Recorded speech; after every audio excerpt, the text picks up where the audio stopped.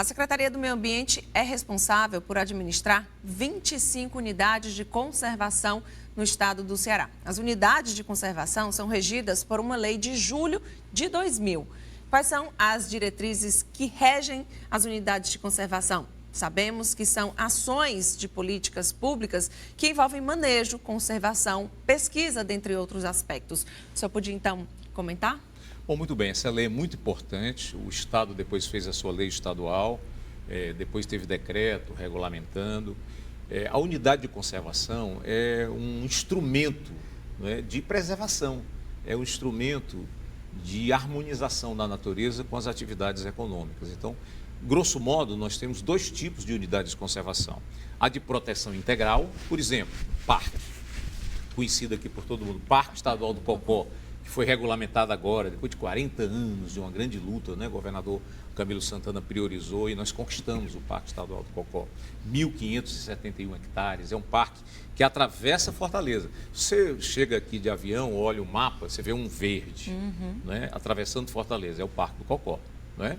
Está garantido aí para o resto da vida, graças ao desempenho aí do governador Camilo Santana. Bom, muito bem. Então, ali não pode ter atividade econômica.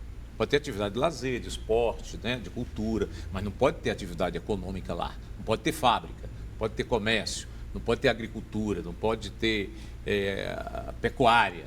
Aquilo é para ser preservado. Bom, e há aquelas unidades de uso sustentável. O mais comum é a APA, a Área de Proteção Ambiental, né? Que é uma área que os terrenos muitas vezes são privados, na maioria das vezes. Agora, para qualquer atividade econômica tem que ter a concordância, tem que ter a anuência do Estado. Então nós, Secretaria do Meio Ambiente, damos uma anuência ou não para aquele tipo de atividade.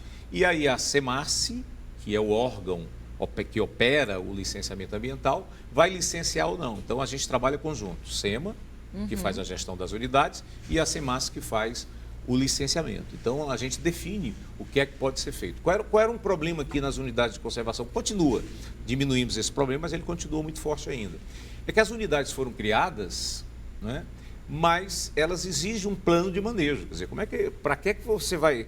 Qual é o diagnóstico e como é que aquela unidade, o que é que pode ser feito nela, como é que ela vai ser organizada, tudo isso, quem define é um plano de manejo. Então, nós recebemos as unidades de conservação sem nenhum plano de manejo. Então, nós estamos prevendo aí, até o final dessa gestão, termos 19 planos de manejo. São 25 unidades, né? Estamos trabalhando fortemente para acelerar isso. Toda unidade tem o seu conselho gestor. Hoje estão organizados. No Estado, hoje, todas as unidades têm o seu conselho gestor, onde a comunidade participa da gestão compartilhada com o Estado, com prefeituras, da gestão daquela unidade. Agora, nós precisamos criar mais unidades. O Ceará tem, salvo engano, 79 unidades de conservação, né? 25 estaduais. Temos as RPPNs, a Reserva Particular do Patrimônio Natural. Qualquer pessoa que é dono de terra pode resolver preservar, né? Ele deixa de pagar o imposto territorial rural, tem alguns benefícios. Então, quem quiser preservar, né, pode preservar, nos procura que a gente ajuda a criar, inclusive, as RPPNs. Tem as unidades nacionais, que hoje estão com muita dificuldade pela política ambiental nacional, que a gente vê que parece não ser a prioridade do atual governo federal. E nós temos as unidades municipais. O que é que nós temos feito também? Temos tentado ajudar os municípios a criarem as suas unidades de conservação, porque eles conhecem ali aquela realidade local, né? Deveriam ter mais unidades de conservação. São pouquíssimas as unidades municipais. Então, a nossa ideia é ampliar as unidades de conservação, fazer uma melhor gestão, não é? Fazer planos de manejo, contribuir com os municípios e com os particulares para que eles possam ter também as suas unidades. Então, você ter o estado do Ceará com apenas 7,7% do seu território preservado nessas unidades é muito pouco, tá certo? É muito pouco. A gente precisa ampliar esse grau de preservação. Como é que é feito isso? Eu estou me lembrando aqui, porque às vezes você passa por uma área e de repente, essa área se tornou uma APA, por exemplo, porque ali foi diagnosticado que ali era necessário preservar. É assim, então, que é feito esse trabalho? A gente vê ali recursos naturais que precisam ser preservados, né? Vou te dar aqui um exemplo. O Ceará, Fortaleza, vamos ficar pertinho aqui mesmo, na capital. nós temos 3 grandes rios aqui, né? Nós temos o rio Ceará, que se junta com o rio Maranguapinho, que faz fronteira com Caucaia. Nós temos o rio Cocó, que atravessa a cidade, vai desaguar ali no Cacipés com Sabiaguaba. Nós temos o rio Pacuti, que, né, vai ali desaguar ali na fronteira do Porto das Dunas, né? Ali, né? Entre Aquiraz e Fortaleza. Muito bem. Nós temos a APA da Foz do Pacuti. Nós temos o Parque do Cocó. E nós temos a APA do Ceará. Só que a APA do Ceará é uma APA pequena do rio Ceará.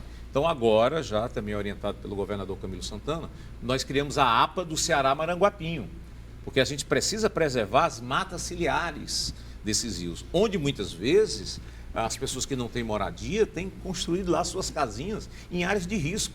Então, tanto no Rio Cocó como no Maranguapinho, nós tivemos aí, nas últimas décadas, construção de casas. Sim. E agora o governo tem tentado garantir aí a existência desses recursos naturais e tentado colocar essas pessoas em situação melhor do ponto de vista habitacional. Então, veja como a vida das pessoas, elas acabam se cruzando com a necessidade de garantir a preservação desses recursos. Secretário, como é que então é interessante, eu vejo assim, pela própria participação da população, como o senhor falou, vamos ficar aqui no Parque do Cocó. As pessoas estão indo mais a esses parques, estão aproveitando mais.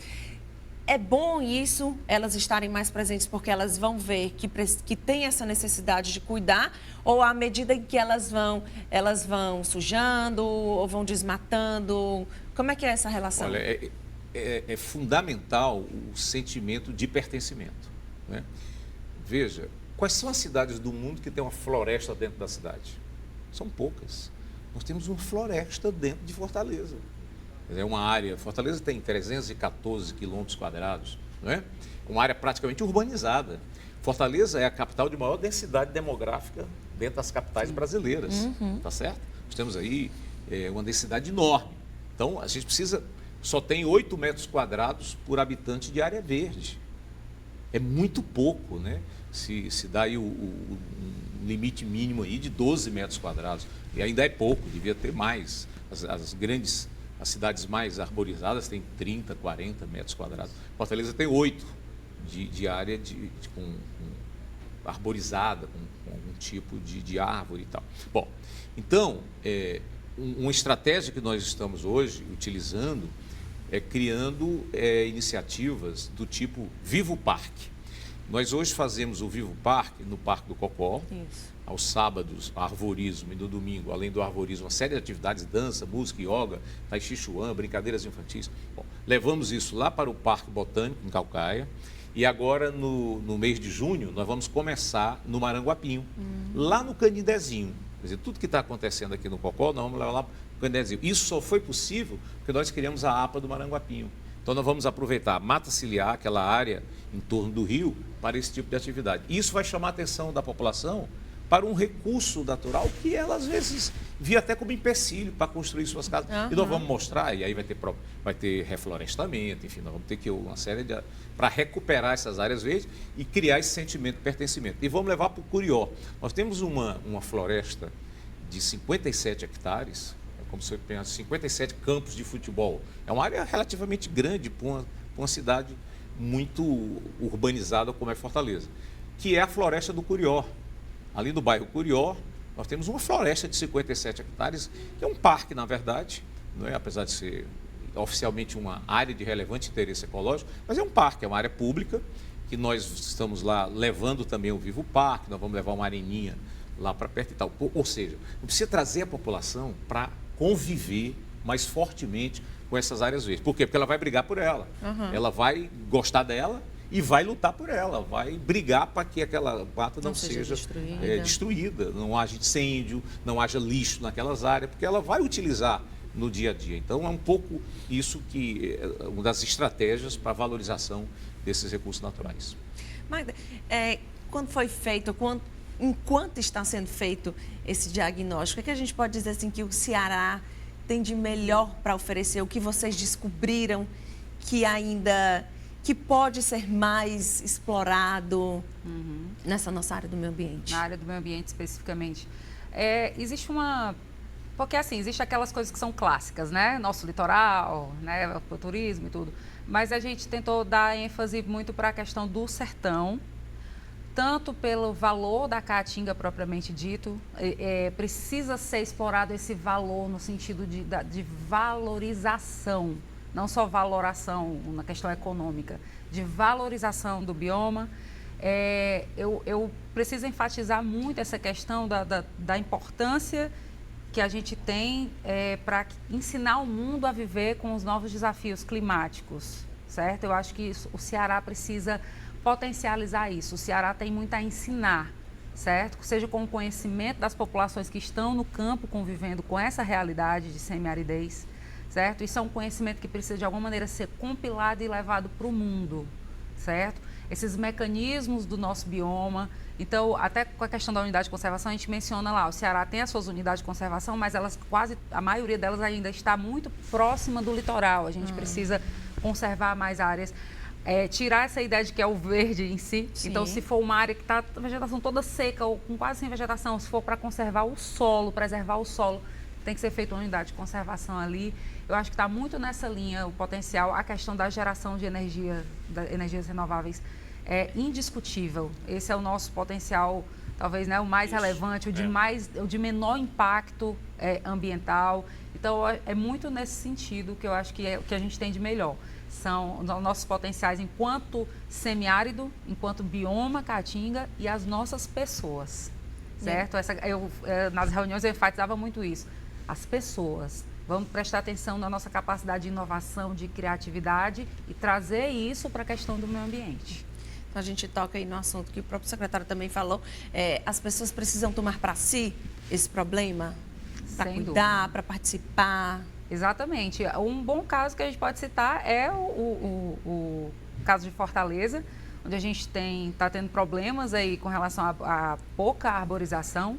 A gente tem o cocó, né, para salvar, porque o cocó hoje em dia salva a cidade de Fortaleza, né, nessa questão do verde, mas precisa que a cidade seja arborizada massivamente. Isso. Porque o dado que o Arthur Bruno deu é muito importante. A Organização Mundial de Saúde diz que você tem que ter no mínimo 12 metros quadrados de área verde por habitante. Nós temos 8, certo? Então, significa o quê? Que nós estamos ficando mais doentes, nós estamos gripando mais processos alérgicos, certo? Então, isso precisa ser visto, a população tem que entender e, de novo, vou repetir uma coisa que eu disse no começo, todos estão no processo e são responsáveis. Então, não adianta só dizer a prefeitura tem que arborizar, o Estado fez lá a sua parte quando decretou, estabeleceu formalmente o Parque do Cocó, a prefeitura precisa arborizar de forma mais incisiva, certo? E a população precisa respeitar essa arborização também, porque a gente sabe que existe um trabalho que vem sendo feito, mas aí vem o pessoal e tira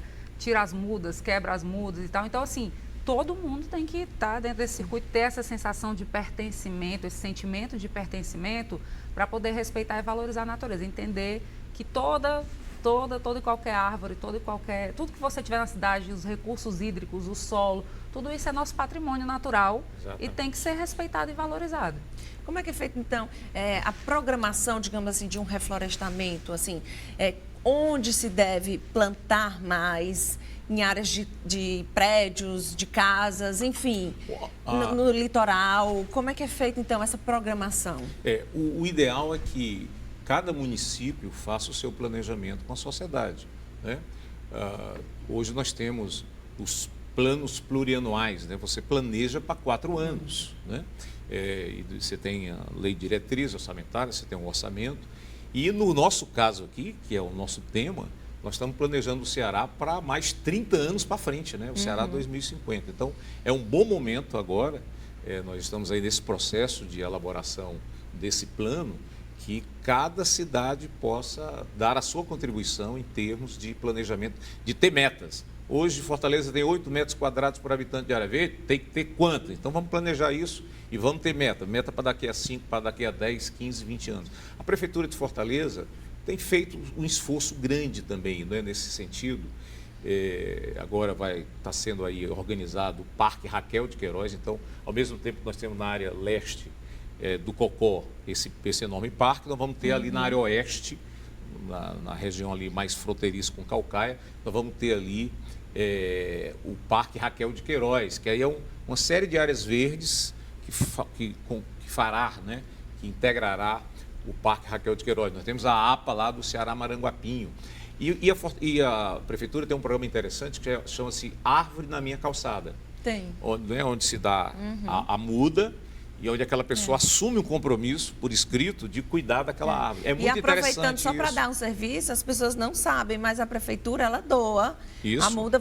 Basta ir lá no horto, pedir e se você quiser ir de casa, vá lá. Fortaleza tem um horto, fica ali no Passaré, a empresa chama Urbifor, que é a empresa que trata da arborização, das áreas verdes da cidade, né? Então, é só chegar lá, você recebe gratuitamente, né? E se responsabiliza para criar aquela árvore na sua calçada. É simples assim. Você pode plantar lá na sua calçada, planta lá na praça, tá certo? Algo muito importante vem acontecendo nos últimos anos em Fortaleza, e aí a gestão do prefeito Roberto Cláudio foi importantíssima, porque se criou essas parcerias entre a comunidade, às vezes entre empresas e entre prefeitura. Se você pensar bem, há 10 anos atrás, pensa Fortaleza 10, 12 anos atrás, as praças não tinham áreas verdes, não havia árvores, não é? E as praças eram muito mal organizadas. Hoje, as empresas estão assumindo a gestão daquelas áreas. Então, você vê que lá o jardineiro que vai cuidar, que não pode ser da prefeitura, é impossível.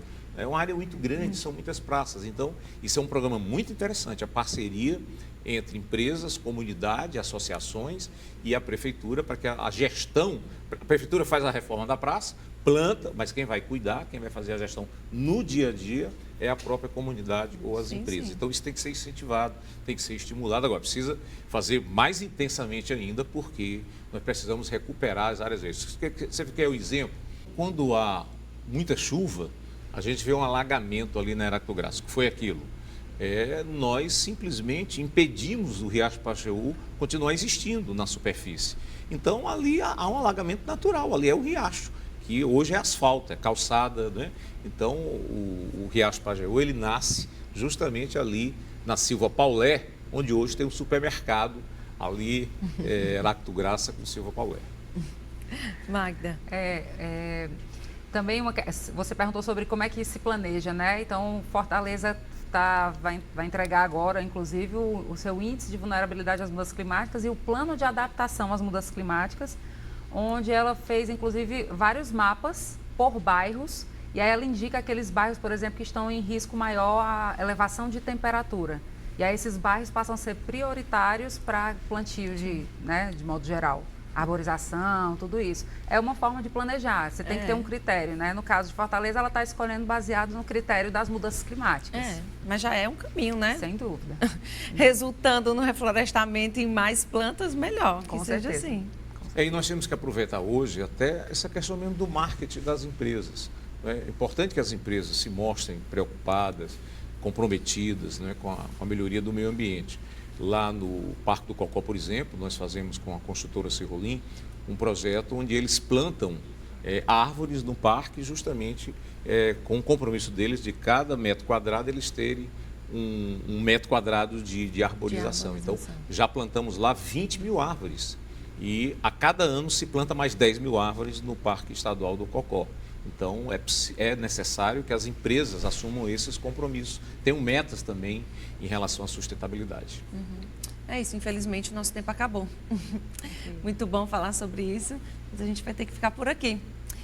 Acompanhe o Ceará 2050 também nas nossas redes sociais e saiba mais sobre a plataforma. Você confere os nossos programas no site ceara2050.ce.gov.br, também Facebook/Ceará 2050 e o Instagram, @Ceará 2050. Tchau, obrigada pela audiência, até o nosso próximo encontro.